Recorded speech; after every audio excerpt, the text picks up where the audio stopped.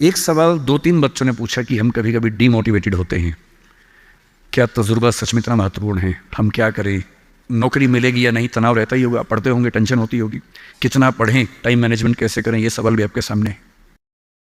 मैं आपसे, देखिए मेरा काम चीज़ों को आसान करना है। मैं दिल्ली में पढ़ाता हूँ आईएएस के बच्चों को, तो मैं उनको भी ये कहता हूँ कि चीज़ें मुश्किल तो कोई भी कर सकता है, चीज़ें आसान करना मुश्किल है, और हमें तो चीज़ें आसान करनी है।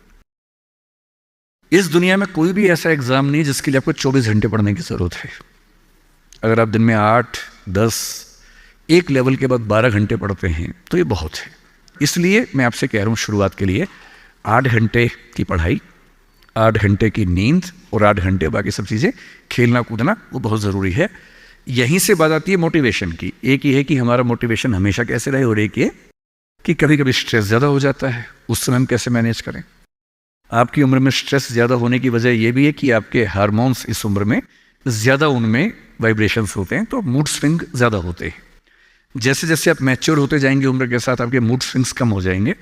जैसे आपके पेरेंट्स हैं, आप देखेंगे, स्पेशली फादर को आप देखेंगे, आपके फादर आमतौर पर इमोशनल बातों से बहुत प्रभावित नहीं होते होंगे। जैसे आप कहेंगे, पापा आज मेरी फ्रेंड ने मुझे छोड़ दिया, पापा कहेंगे कोई बात नहीं। आपके अंदर से आंसू छूट रहे हैं, आपका मन कर रहा है मैं क्या कर लूँ, आग लगा दूँ, जंगल में जाके क्या कर दूँ, इमोशंस ऐसे उछल रहे हैं आपके, पापा क्या बोल रहे हैं, कोई बात नहीं, कोई और मिल जाएगा उससे बेहतर, ठीक है। ऐसा नहीं कि बहुत अभ्यास किया उन्होंने। उम्र बढ़ने के साथ साथ हमारे हार्मोन्स का बैलेंस चेंज होता है और आप बहुत मैच्योर हो जाते हैं। मैच्योर होने का सबसे बेसिक मतलब है कि आप किसी इमोशन में बह नहीं जाते, आप खुद के ऊपर कंट्रोल बेहतर रख पाते हैं। तो उम्र के साथ होगा। लेकिन अभी जैसे डिमोटिवेशन आपको होता होगा, करियर को लेकर सवाल मन में आता होगा कि आईएएस बनूं तो कैसे बनूं, कितना पढ़ूं, कितना ना पढ़ूं, ये सब सवाल आते होंगे। तो मैं आपसे 2-3 बातें कहना चाह रहा हूं। मैं तो आईएएस के लिए पढ़ाता हूं। अगर आप आईएएस की तैयारी करेंगे तो इनडायरेक्टली कहीं ना कहीं मुझे उससे फायदा ही होगा। पर ईमानदारी की बात यह है कि वो अकेला रास्ता नहीं है। एक बात को ठीक से, आईएएस बनने का मजा क्या है कि आपका सोचने का तरीका बहुत साइंटिफिक हो जाता है। आप फैक्ट्स पे बात करते हैं, तथ्यों पे बात करते हैं, आर्गुमेंट्स पे बात करते हैं, इमोशन से बात नहीं करते हैं, समझदारी से बात करते हैं। हमारे देश में जो आबादी है, वो आबादी, अब सेंसस जब भी होगा पता लगेगा, पर हम मान के चलते हैं कि वो आबादी लगभग 145 करोड़ के आसपास इस समय हो चुकी है। पूरे इंडिया की बात अगर हम करें, 145 करोड़ में से अगर मैं कहूं कि जो लोग 21 साल या 18 साल से मान लीजिए 30 की उम्र के बीच में है, इन 12 साल में है, मेरे ख्याल से ये आबादी भी कम से कम 12, 15, 20 करोड़ के आसपास तो होगी ही होगी। अगर ये 20 करोड़ लोग सोचे कि मैं आईएएस बनना है, इनमें आधे भी सोच लें, 10 करोड़ सोच लें, आपको ये समझना है कि आईएएस पूरे भारत में कुल मिला के 6,000 होते हैं, जिनमें से भी 5,000 लोग हैं। आईपीएस भी इतने ही होते हैं, 5-6 हज़ार के बीच में होते हैं। अगर 10 करोड़ लोग सपना देखेंगे उन नौकरियों का, अगर मैं सारी सिविल सर्विसेज मिला लूँ, सेंटर की, स्टेट की, सब मिला लूँ, तो सेंटर की कुल 20 सर्विसेज मान लीजिए, सबका कार्ड अगर हम 5,000 भी एवरेज रखें तो 1 लाख लोग होंगे। आपके स्टेट का मान लें, स्टेट में मान लेता हूँ कि 2-3 हज़ार लोग होंगे जो सरकारी नौकरी में ठीक पद पे होंगे, उससे ज़्यादा तो कार्ड नहीं होना चाहिए, क्योंकि स्टेट बहुत छोटा आपका है, आबादी बहुत कम है। तो जो नौकरियां कुल मिला के 10-12 हज़ार हैं, अगर देश का हर युवा सोचे कि मुझे उसी में आना है, तो इसका मतलब है कि हम एक ऐसे रास्ते पे जा रहे हैं जिसमें डिप्रेशन होने की संभावना बहुत ज़्यादा है, एंग्जाइटी होने की संभावना बहुत ज़्यादा है, बहुत लोगों को हारना भी पड़ेगा, बहुत लोगों को हासिल नहीं हो पाएगा वो सब। तो मैं जो आपसे कहना चाह रहा हूँ, सरकारी नौकरी ठीक है, कोशिश करने में बुराई नहीं है, सरकारी नौकरी में कुछ चीज़ें अच्छी होती हैं, पर अपने मन से ये बात निकाल दीजिए कि मुझे केवल और केवल सरकारी नौकरी में ही जाना है। दुनिया में तमाम रास्ते हैं और मैं कुछ रास्ते आपको हिंट करता हूँ इस चीज़ का। जैसे मैं खुद एक एग्जांपल हूँ, मैं सरकारी नौकरी में रहा, मैं दिल्ली यूनिवर्सिटी में लेक्चरर था, पहले असिस्टेंट प्रोफेसर था, 2 कॉलेजेस में पढ़ाया मैंने वहाँ। फिर आईएएस का एग्ज़ाम दिया, सिलेक्ट हो गया, उसमें 6-7 महीने वहाँ नौकरी की, फिर वो भी छोड़ा। अब मैं अपना काम करता हूँ, सेल्फ एम्प्लॉयड हूँ। और मैं ईमानदारी से आपसे कह रहा हूँ, आप जब भी कोई फैसला करेंगे अपने बारे में, कभी ना कभी आपको फील होगा, बेशक 1 सेकंड के लिए, कि आपने गलत किया। कोई भी फैसला हो, आप स्पाउस सिलेक्शन करेंगे अपने लिए, कितना भी सोच के कर लें, जीवन में कभी ना कभी लगेगा गलती हुई, अक्सर लगेगा ठीक किया, कभी कभी लगेगा गलत किया। और ऐसा नहीं कि आपने एक्स के बदले वाई किया होता तो नहीं लगता, तो भी लगता। दिक्कत ये नहीं है कि मैं एक्स को चुनूं या वाई को चुनूं, आप जिसको भी चुनेंगे पूरा पैकेज साथ में आता है, अच्छी चीजें भी खराब चीजें भी। जो अच्छा आएगा उस पर आपका ध्यान नहीं जाएगा क्योंकि वो तो फॉर ग्रांटेड है। जो मिल जाता है वो मिट्टी हो जाता है, कोई वैल्यू नहीं करता उसको। जो मिस हो जाता है वो चुभता है। और जो चीज दूसरे ऑप्शन में अच्छी थी इसमें नहीं, आप बार बार वो देखते अरे यार वो ठीक था, अरे यार वो ठीक था। जबकि वहां 12 प्रॉब्लम्स थी, यहां 2 प्रॉब्लम है। पर हमारी ह्यूमन कॉन्शियसनेस ऐसी है कि जो छूट गया उस पर नजर ज्यादा जाती है, जो मिल गया मिट्टी हो जाता है। एक बड़ा प्रसिद्ध शेर मैं कई बार कोट करता हूं, मतलब दुनिया जिसे कहते हैं जादू का खिलौना है, मिल गया वो मिट्टी है, नहीं मिला वो सोना है। जो नहीं मिलता है ना वो बड़ा परेशान करता है। ये नौकरी के मामले में भी है। पर मैं ईमानदारी से कह रहा हूं कि मुझे आज तक जिस एक फैसले पर 1 सेकंड के लिए भी नहीं लगा कि मैंने गलत किया, वो नौकरी छोड़ने का फैसला है। मुझे आज तक नहीं लगा कि मैंने गलती की, क्योंकि मुझे लगता मैंने एकदम ठीक किया। मैंने अपने स्वधर्म, अपने नेचर के अनुसार सही किया। इस बच्चे ने बड़ा खूबसूरत सवाल पूछा कि आप आईएएस एलाइड की नौकरी छोड़ के टीचिंग में क्यों आ गए। मैं इस सवाल में दूसरा सवाल जोड़ देता हूं। हमारे सामने प्रेम सिंह जी बैठे हैं, मुख्यमंत्री जी बैठे हैं, वो टीचिंग की नौकरी छोड़ के पॉलिटिक्स में क्यों आ गए। 2 एग्जाम्पल्स हैं आपके सामने। इन दोनों में एक तारतम्य है, एक रिदम है, एक लय है दोनों में। वो टीचर बने, उनको फील हुआ कि उनका स्वधर्म टीचिंग से ज्यादा कुछ और है। मैं आईएएस एलाइड में आया, मुझे लगा कि मेरा स्वधर्म इससे ज्यादा टीचिंग में है। स्वधर्म क्या होता है? आपने गीता पुस्तक का जिक्र सुना होगा, उसमें श्री कृष्ण ने स्वधर्म का जिक्र किया है। यहां बहुत सारे बच्चे बौद्ध समाज से होंगे, महात्मा बुद्ध ने भी इस बात पर खूब जोर दिया है। सारे धर्मों, सारे दर्शनों का जो सार है वो ये है, हर व्यक्ति हर काम के लिए फिट नहीं होता है। 2 चीजों पे गौर करना है। पहला, मैं क्या अच्छा कर सकता हूं, मैं कैपेबल किस चीज के लिए हूं। दूसरा, मुझे क्या करने में मजा आता है। और जहां इन दोनों का इक्विलिब्रियम हो, जहां ये दोनों बातें मिल जाएं, वो आपका स्वधर्म है। यानी जैसे मैं सिंगर बनना चाहता था, पर मैं इतना गंदा गाता हूं कि मैं जब घर में गाता था मेरे पेरेंट्स बोलते तो मैं भारतीय सेना में चले जाना चाहिए, बिना बंदूक के विदेशी की तरह देख के गा देना, बस वैसे ही मर जाएंगे सारे के सारे। सही बात है भाई, ये भी ठीक बात है।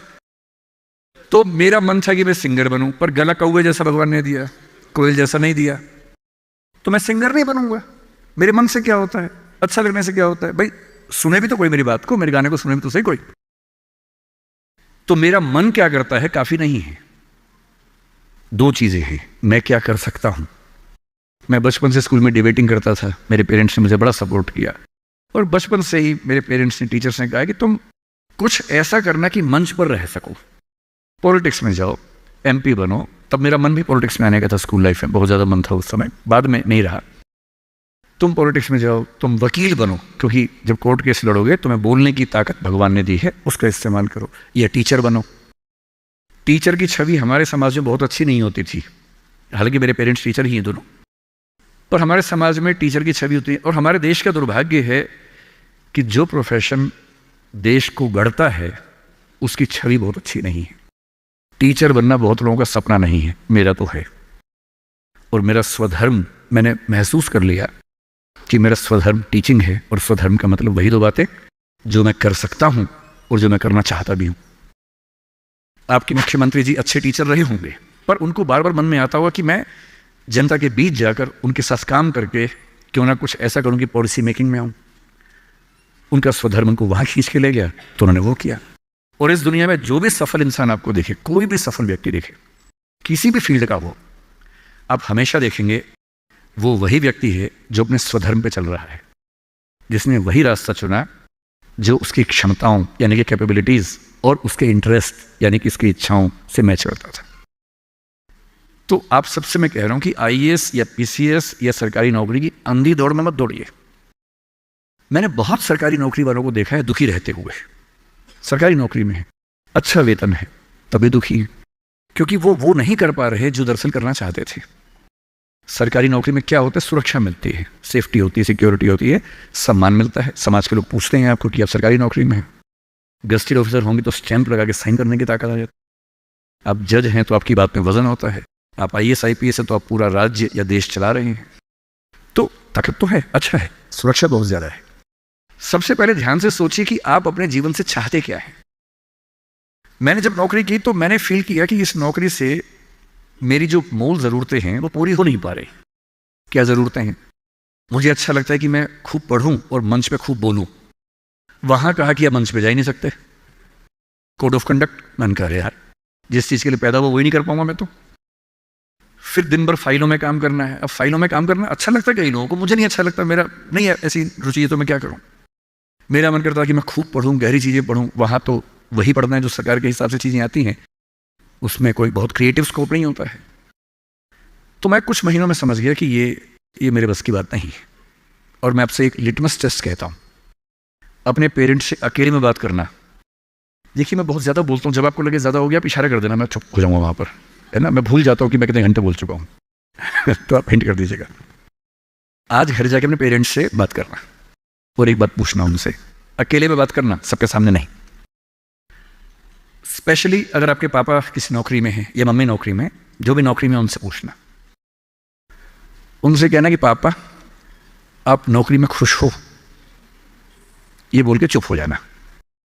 या मम्मी आप नौकरी करती हो सरकार में या प्राइवेट जहां भी करती हो, ईमानदारी से बताओ, मेरे सिर पे हाथ रखे बताओ कि आप खुश हो।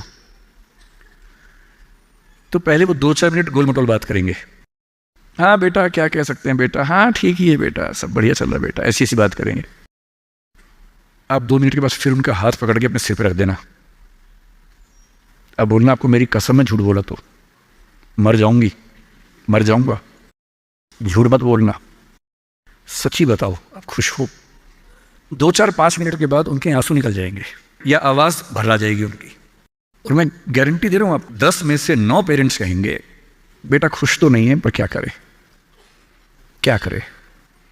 तुम्हारा करियर बनाना है, तुम्हारी ज़िंदगी ठीक रहे, नौकरी छोड़ भी तो नहीं सकते।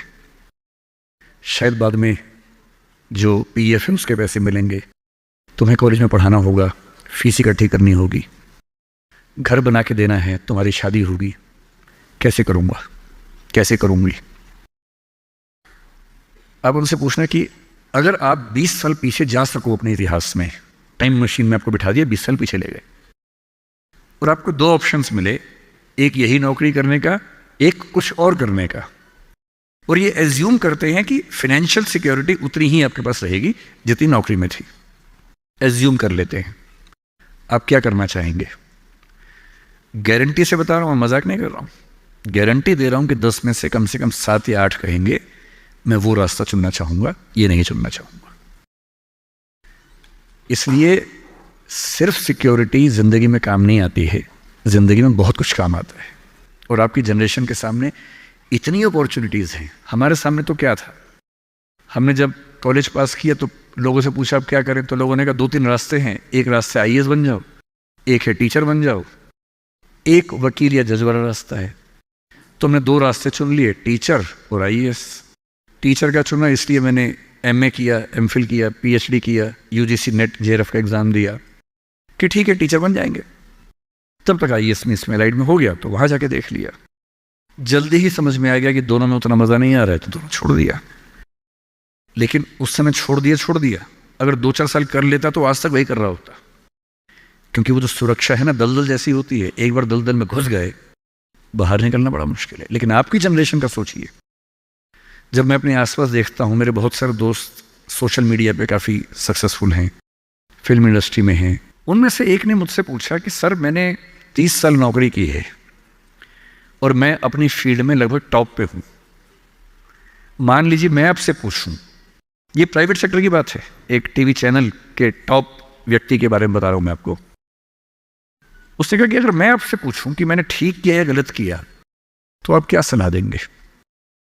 मैंने कहा सलाह तो मैं क्या आपको दूंगा, आप मुझसे बड़े हैं, सलाह तो मैं आपसे ले लेता हूं बल्कि, लेकिन अगर आप मेरा ओपिनियन चाह रहे हैं तो मैं आपको केवल एक बात बता के समझाता हूं। मेरा अपना मानना यह है कि नौकरी अच्छी है, नौकरी से अच्छा है उद्यम, एंटरप्रेन्योरशिप या सेल्फ एम्प्लॉयमेंट। ये बात मैंने कई मंचों पे कही है। कुछ दिन पहले मैं दिल्ली का एक बहुत प्रतिष्ठित कॉलेज है, Shriram college of commerce, SRCC, वहाँ मैं गया था और मैंने बड़ा खुल के कहा कि स्टार्टअप करना नौकरी करने से बेहतर क्यों है। एक आर्गूमेंट दिया, वहाँ एक आर्गूमेंट छूट गया था, आज मैं आपको वो आर्गूमेंट बताता हूँ। जब हम नौकरी करते हैं, मैंने उसी व्यक्ति को कहा कि जैसे आपने नौकरी की है, 30 साल हो गए, आपके पास 3-4 साल बचे होंगे। उसने कहा सर 3 साल बचे हैं, फिर मैं रिटायर हो जाऊँगा। मैंने कहा आपने ज़िंदगी भर में मेरे ख्याल से आपकी महीने की सैलरी आजकल शायद 1.5-2-2.5 लाख रुपये होगी। आपने ज़िंदगी भर में ठीक ठाक पैसा कमाया होगा, पर जितना भी कमाया होगा लगभग उतना खर्च भी हो गया होगा, क्योंकि खर्चे भी तो बढ़ते हैं ना परिवार के समय के साथ। बच्चे हैं, करियर है। बोले हाँ सर, कुछ बचता नहीं है, बस ये है कि काम चल जाता है। मैंने कहा अब 4 साल में रिटायर होंगे, आपने एक घर ज़रूर खरीद लिया होगा नोएडा वोएडा में। बोले हाँ सर, नोएडा में। नोएडा दिल्ली के पड़ोस में है जहाँ कई लोग रहते हैं। दिल्ली में नौकरी करके घर खरीदना बड़ा मुश्किल काम है, तो दिल्ली में जो लोग नौकरी करते हैं दिल्ली के आसपास घर खरीदते हैं। नोएडा एक जगह है, इंदिरापुरम एक जगह है, गुड़गांव एक जगह है, वहाँ आमतौर पर घर खरीदते हैं जो दिल्ली से सस्ता मिल जाता है और अच्छा घर मिल जाता है। मैंने कहा रिटायर हो जाएंगे, रिटायरमेंट के बाद कितने पैसे आपके पास होंगे, ज़िंदगी भर की बचत? बोले सर मैंने कुछ स्कीम्स में पैसा लगा रखा है, लेकिन मेरे पास 10-15 लाख रुपए कैश होगा, और जो स्कीम्स मैंने इन्वेस्ट किया हुआ है, मैंने सही टाइम पे इन्वेस्ट कर दिया था, तो मुझे महीने का 50-60-70 हज़ार रुपये वहाँ से आता रहेगा, जिससे मेरे खर्चे निकलते रहेंगे, मेरी फैमिली सेफ रहेगी, मेरे हस्बैंड वाइफ हम सेफ रहेंगे। मैंने बढ़िया है। मैंने कहा सिनेरियो नंबर 2 सोच के देखिए ज़रा। फिर मैंने ये भी पूछा आपके बच्चे करते क्या हैं? तो उन्होंने कहा कि सर मेरा एक बच्चा तो सॉफ्टवेयर की दुनिया में है, एक बच्चा मेरा मीडिया में ही, जर्नलिज्म में ही काम करना चाहता है, वो अभी पढ़ रहा है, जल्दी ही नौकरी शुरू कर देगा। मैंने कहा जब वो नौकरी शुरू करेगा उसकी सैलरी क्या होगी? बोले सर शुरुआत तो 30-35 हज़ार से होनी चाहिए, धीरे धीरे फिर परफॉर्मेंस के हिसाब से सैलरी बढ़ जाएगी उसकी। मैंने कहा चलिए अब चैनल चेंज कर लेते हैं। मान लीजिए कि आपने 30 साल पहले नौकरी की जगह अपना उद्यम शुरू किया होता। लेट अस एज्यूम, मैं जानता हूं कि अपना उद्यम करने में खतरा ज्यादा होता है, बहुत ज्यादा होता है। 1000 में एक उद्यम बेहद सफल होता है, जिसको आप देखते हैं अखबारों में, स्टार्टअप, और वो क्या बोलते हैं, यूनिकॉर्न। यूनिकॉर्न का मतलब एक सींग वाला घोड़ा, ऐसा घोड़ा जिसका एक सींग हो। एक माइथोलॉजी है यूरोप की, उसमें यूनिकॉर्न का जिक्र आता है। वो तो 1000 में एक होता है यूनिकॉर्न। बाकी लेकिन ये है कि आप रीजनेबल सक्सेस तो आप ला सकते हैं थोड़ी सी मेहनत करके। धीरे धीरे लोग आपको जानने लगते हैं, एक ब्रांडिंग बनने लगती है, और 3 साल का मानते हैं कि ब्रेक इवन का एक जस्टिफिकेशन पीरियड है कि 3 साल अगर आपने ठीक से काम कर लिया। एक ये फॉर्मूला आप भी समझ लें, दुनिया में कोई भी काम हो, कितना भी मुश्किल हो, अगर आपने 3 साल उस पर ठीक से खर्च कर दिए तो मान के चलिए कि उसमें आपको सक्सेस मिलनी तय हो जाएगी। 3 साल का गोल्डन रूल है। तो मैंने उस व्यक्ति से कहा कि अगर आपने 3 साल स्ट्रगल कर ली होती, अपना काम शुरू किया होता, लेट अस एज्यूम, और सफल हो जाते, और मान लीजिए सफल ना होते तो नौकरी कर लेते, ऐसा भी क्या है, 30 साल नहीं 27 साल नौकरी कर लेते, कौन सी ऐसी खास बात है। और यदि आज आपका एक एम्पायर खड़ा हो जाता, अभी आप नौकरी करते हैं, उस समय शायद आप 500 लोगों को, 100 लोगों को, 1000 लोगों को नौकरी दे रहे होते। कोई मुझसे अगर पूछता है ना कि मैं जिंदगी में किस चीज से सबसे ज्यादा खुश रहता हूं, सबसे ज्यादा वो ये है कि जब मैंने नौकरी छोड़ी, अपना काम शुरू किया। शुरू में हमारे यहाँ 3 लोग काम करते थे, आज हमारे दृष्टि ग्रुप में 1800 लोग काम करते हैं, 1800। और मुझे सबसे बड़ा सुकून इस बात का है कि 1800 परिवार चल रहे हैं मेरे उस एक फैसले से। और यदि आप उद्यम करते हो, उनसे मैंने कहा, और एज्यूम करते हैं कि 30 साल की मेहनत के बाद आपका उद्यम जो है आपकी अभी की सैलरी से शायद 50 गुना ज़्यादा कमा रहा होता, उस कंपनी की वैल्यू आपकी सैलरी से शायद 1000 गुना ज़्यादा होती, जैसा वैल्यूएशन होता है, और आपका बच्चा अपना काम शुरू करना चाहता। आज आप 2.5 लाख रुपए कमाते हैं, आपका बच्चा 30,000 से शुरू करेगा, पूरी स्ट्रगल वैसी की वैसी करेगा। अगर आप उद्यमी होते, आपका बच्चा वहां से शुरू करता जहां आपने छोड़ा है, और पूरी एक पीढ़ी की मेहनत आपको एक्स्ट्रा मिलती जो अब नहीं मिलेगी। इसलिए नौकरी अच्छी है, पर नौकरी इतनी अच्छी भी नहीं है कि उसके लिए पागल हो जाना है। करेज क्यों नहीं आ सकता हमारे अंदर, साहस क्यों नहीं आ सकता है? कम से कम एक चांस लेने के लिए, खतरा उठाने के लिए, ट्राई करने के लिए क्यों नहीं कोशिश करनी चाहिए? और इसलिए मैं आप सबसे जो कहना चाह रहा हूं वो ये, अपने स्वधर्म को ठीक से पहचानिए, आप जीवन से क्या चाहते हैं ठीक से पहचानिए।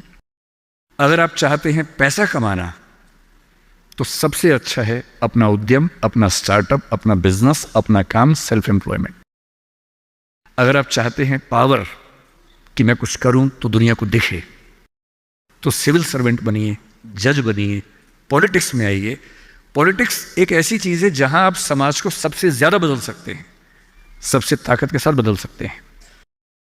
यदि आपको चाहिए जीवन में शांति, सुकून, तो फिर एक ऐसी नौकरी या एक ऐसा उद्यम जैसे खेती का काम। आप तो सिक्किम में रहते हैं, मैं कल आते हुए रास्ते में सोच रहा था कि सिक्किम के युवा अगर अपना स्टार्टअप शुरू करें ऑर्गेनिक फार्मिंग का ही, आपको अंदाजा नहीं है दिल्ली में क्या हाल है। दिल्ली में किसी शॉप के ऊपर लिख दीजिए ऑर्गेनिक फार्मिंग के प्रोडक्ट्स मिलते हैं, वहाँ लाइन लग जाती है, लोग पागल हो जाते हैं।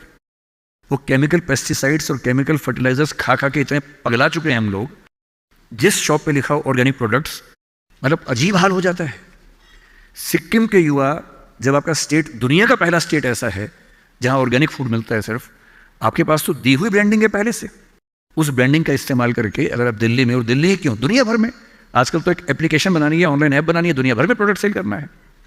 और अगर आप ऐसा कोई प्रोडक्ट लाएं और सिक्किम में 10-20 यूनिकॉर्न खड़े हो जाएं, यूनिकॉर्न का मतलब है एक ऐसी कंपनी जिसकी वैल्यू $1 बिलियन की है। $1 बिलियन का मतलब आज के ज़माने में होता है लगभग 10,000 करोड़ रुपए या 9,000 करोड़ रुपए। वैल्यू, इनकम नहीं, वैल्यू, कंपनी की वैल्यू इतनी है। और ये आजकल बहुत मुश्किल नहीं होता है, बस 2-3 साल की गंभीर स्ट्रगल। फिर कल मैं एक बात और सोच रहा था, जब मैं बागडोगरा से यहाँ आया, मैंने कल महसूस किया कि जो north eastern part of country है, जिसमें सिक्किम भी है, बाकी राज्य भी हैं, हम तो दिल्ली में रहते हैं। मुझे दिल्ली से कहाँ जाना होता है, मैं बॉम्बे अक्सर जाता हूँ, इलाहाबाद जाता हूँ, लखनऊ जाता हूँ, जयपुर जाता हूँ।